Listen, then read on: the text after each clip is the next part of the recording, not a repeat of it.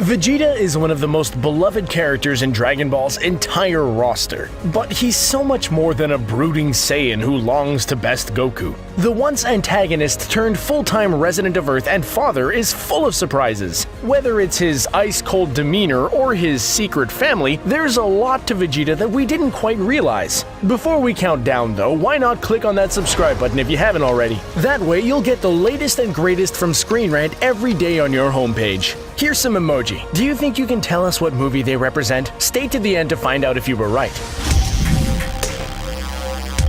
Planet Vegeta was destroyed. It's gone forever. What else is there to know? If you kill me now, you're never going to find out.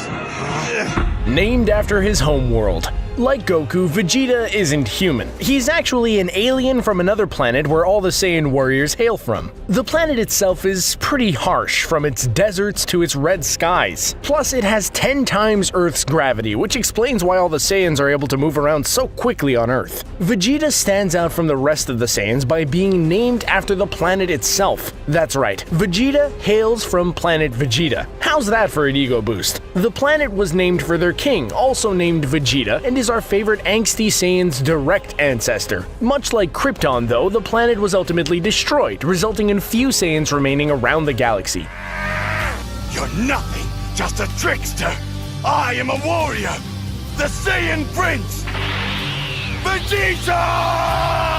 That's King Vegeta to you. On the topic of Vegeta's lineage, there's something that the show actually gets wrong about it on multiple occasions. Through Dragon Ball Z, Vegeta often likes to remind those around him that he was a prince on the planet Vegeta, and therefore the prince of the entire Saiyan race. Yup, he outranks Goku in terms of social status. But while he's been calling himself Prince, Vegeta's actual title should be King. When Frieza destroyed planet Vegeta, the king didn't perish in the explosion. He died shortly before as a result of a single punch from Frieza himself. Since the planet was still intact after the king's death, the Vegeta we know technically became king before the planet was destroyed. You're no warrior. You're just a mindless freak of nature. A big wad of spit-out chewing gum. Is this what you want? Well, is it? Definitely not a pacifist. One of the things that makes Goku so inspiring is his ability to try and reason with people before engaging in combat. Even when it comes to that, Goku has barely taken any lives. In the entire Dragon Ball Z saga, his kill count was 2, and one of them was Buu, so that's fair game. But Vegeta is Goku's total opposite in this regard. Vegeta's been reckless or cold enough to have actually killed civilians. He's also permanently removed the entire Ginyu force out of the equation, save for Captain Ginyu, whom he takes out in Dragon Ball Super years later during Resurrection of F. His moves are incredible. Finally, I'm going to rip him apart. Majin powers. During the Buu saga, Vegeta's mind was taken over by none other than Babidi, the small yet determined villain who would ultimately unleash Buu on the planet. Vegeta would inherit some sweet new powers, but also became quite evil himself, even killing civilians while he bore the branded M on his forehead. But he wasn't Majin Vegeta for too long, thankfully. He broke free from the mind control and became regular old Vegeta once more. Through continuous training, he's able to keep the powers bestowed to him in Majin form, not unlike Goku when he lost the God transformation in Super. I'd prefer not to kill you until after I've taken care of Goku. Too bad, because I'd prefer to kill you now so Kakarot doesn't hog all the fun. Missing Gene. If Vegeta could have a theme song based in pop culture, it'd surely be the track Anything You Can Do, I Can Do Better. That sums up Vegeta's personality and state of being quite well, as he constantly tries to one-up Goku in just about everything he does. One thing he can't do, however, is go Super Saiyan 3. Thanks to a missing gene, Vegeta is straight up unable to make it to the 3rd level transformation. Thankfully, the missing gene had no impact on his ability to transform to Super Saiyan Blue, the level beyond Super Saiyan God. Power levels 8,000. How?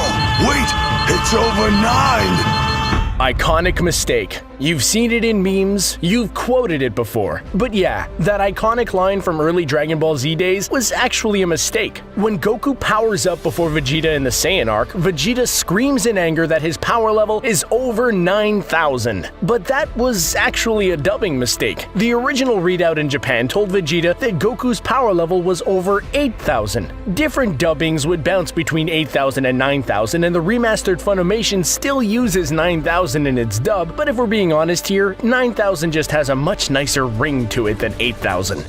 It can't be! A Saiyan! Tarble! What? And just what are you doing here? Brother! Brother? He has a brother! Wait, Vegeta has a brother? Yep, that's right. And before you start saying otherwise, Vegeta's usually absent brother is part of the Dragon Ball canon. Continuing the vegetable theme that runs in Toriyama's naming, Tarble is Vegeta's brother, and if you combine the two names together, you get Vegetable. Unlike Vegeta, Tarble isn't a warrior and isn't anywhere near as aggressive as his prominent brother. Because of this, Tarble was banished from planet Vegeta before Frieza destroyed it. Tarble made his first appearance in the original video animation titled, Yo, Son Goku and Friends Return. He was later referenced in Dragon Ball Super, solidifying his place in the canon. Somebody's coming this way. What? Is it Turtle? I should have known he'd spoil my plans. No, wait. It's someone in a boat. Kame House. One of the most important houses in the entire Dragon Ball universe is of course the Kame House, the home of none other than Master Roshi and later on Krillin and his family. In Dragon Ball, the house was used in part largely for the training of Goku, Krillin, and Yamcha. The house was in frequent use for the Z-Fighters before the Cell games happened. Despite being so important to the Z-Fighters for training and meeting, Vegeta, one of the strongest defenders of the Earth, has never actually been to the Kame House. Maybe the hothead could use a day in the sun while getting some training in. If you boys won't help me, that's no problem. I have other ways to get what I want. Hey, wait! Who are you calling? Hi, sis! Bulma has a sister? He has a sister-in-law. While Vegeta has been good at keeping his brother a secret from everyone else around him, his wife Bulma seems to share this trait with the short-tempered Saiyan. Are they even married, by the way? There's no official record in the canon of a wedding taking place.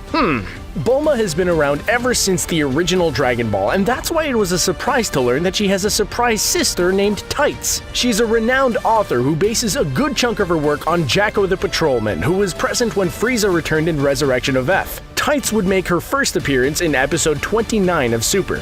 Thanks, Vegeta! You really saved my neck! You can thank me by staying out of this fight from now on. I'm finishing this. Age is only a number. While we can debate for days as to whether or not Vegeta truly is a Z-Fighter at heart, we can all at least agree that Vegeta is older than most of the recurring cast in Dragon Ball. Sure, there are exceptions, such as Majin Buu and Master Roshi, but Vegeta is doing pretty well for himself considering. Vegeta is actually a few years older than Goku, thus making him the oldest member in the group by 5 years and 4 years older than Krillin. Thanks to his training in the hyperbolic time chamber, Vegeta became even older than the rest of the group. That's right. You had no idea, did you?